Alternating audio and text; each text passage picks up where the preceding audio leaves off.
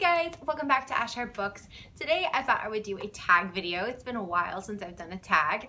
So I'm going to do the spring cleaning book tag because it is now spring. And I believe it's actually the first day of spring today when the video is going up, I think. So hopefully your weather is starting to be a little bit warmer. It's definitely warm where I'm at. So I thought we could talk about some spring cleaning. I forgot to say this tag was created by Book Syrup, and I will link their original video down below. First question is struggle to get started, which is the worst part of pretty much any clean. And so it's a book or series that you took a long time to start because of the size. And I'm gonna have to go with A Discovery of Witches for this one. I just read it this past fall, and I had been wanting to read it for at least a year. But the size alone just really put me off because it just seemed dense and it seemed hard, and a lot of times, especially when you get busy with work and life and stuff, you want kind of shorter reads, at least I do. So yeah, I was definitely daunted by Discovery of Witches, and I have been taking my time going through them. I read the first two and I still have the last one, but I'm making headway. So number 2 is Cleaning Out the Closet, a book series that you would like to unhaul. There's been quite a few because I have been pretty ruthless lately about getting rid of books. So in the past, since January, I'd say I've unhauled a large chunk of books. So I really could have listed a lot of books for this, but one that I currently still have and I can't decide whether I should keep or not is the Hunger Games trilogy. I think I also have Divergent, same kind of thing. I really don't see myself rereading those series. I read them when they first came out and absolutely loved them, but I just don't see myself rereading them. So I'm currently trying to decide whether I should unhaul them and, you know, probably get credit for them at a bookstore or just keep them on my shelf. So I don't know. Let me know your feelings on this. Do you keep books for like nostalgia? I do keep some books for nostalgia if I really think I'm going to reread it or if it was like a childhood favorite, but I just don't know if I need those. Question number 3 is Opening Windows, a book that was refreshing. And I think for this, I'm gonna go with Next Year in Havana by Chanel Clayton. I recently read this, I guess it was like a couple months ago now, but it was just so different.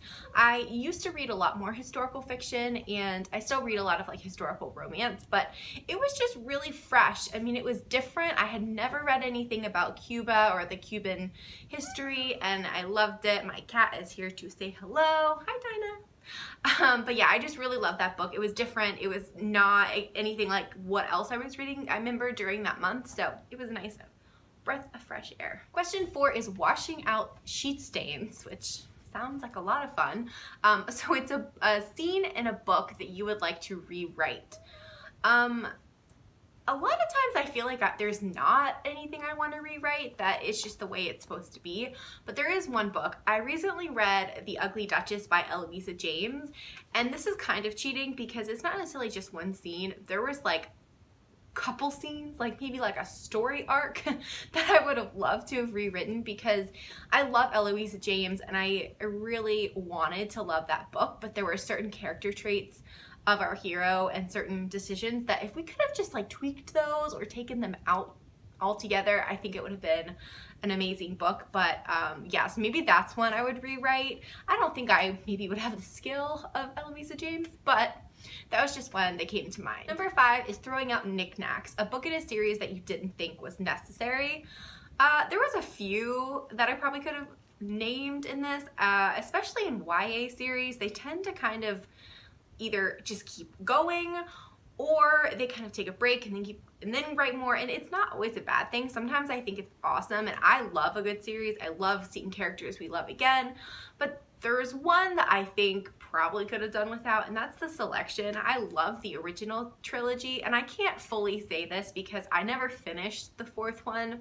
I did buy it because I loved the first 3, but I only got like halfway through it and I just couldn't finish it. So for that one, I kind of think I'm just gonna leave it there. I don't think it necessarily needed the new couple of books in that series. I think it was great on its own. So number 6 is Polishing Doorknobs, a series with a nice clean ending. This is my favorite kind of ending, when all the little bows are tied up and you aren't left guessing. I do not like that. So I kind of have 2 answers for this. One is the Addicted / Calloway Sisters series by Krista and Becca Ritchie. I thought they did a great job to this. They have a whole book called Some Kind of Perfect that's basically a giant epilogue, and that book is huge. It's like 700 pages, but it's basically taking all the different couples throughout the series and kind of wrapping up their stories. Now, slight caveat, there is since been a spin-off series with the characters' children, so I guess you could say it's not completely tied up, but that book really does tie up the main characters' storylines from that series. Also, in a YA series, I thought the Conspiracy of Us trilogy was wrapped up really well. It was 3 books. It made sense.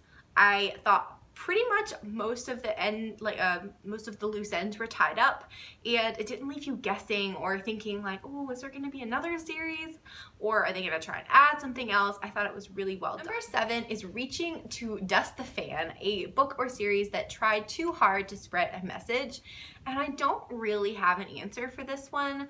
I'm sure at some point in my life I've read a book that kind of pushed a little far on, you know, you guys know what it is when you're reading something and you know what that author is trying to tell you with it.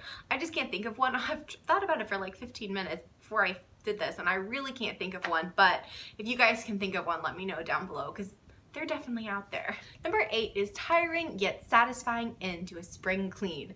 So a series that was tiring, but also so satisfying when you finished it. This one, I'm gonna pick the Bridgertons. I haven't finished it yet because I've got like 3 books left, but once I finish it, I'm gonna feel so good because it's one of those series that you don't have to read, and you know, you don't have to like keep going and going. They're about different couples, but like I am determined to finish them. I think I've got 3 books left. I've read 6 of them, I believe, so I love them. They're great, but like I'm gonna feel a lot of success for actually finishing a like 9-book series, because I am not the best at finishing series. It's something I need to work on. So that one, I think it'll just be tiring because there were 9 books. It's not that they're bad or anything like that. I absolutely love them, but it's just hard to keep going after that many when there's so many other books to read. And the last question is looking forward to next spring. Tag some people, and I will put a couple of people down below who I would like to tag. This is an older tag, so I'm not sure who's done it or who hasn't, but I'll probably tag a couple of people, and if you have done it, I'm very sorry, but if you haven't, I would love to see what you guys think about these questions. Thank you guys so much for watching, and I hope you enjoyed. If you'd like to, go ahead and subscribe, and I'll see you next time.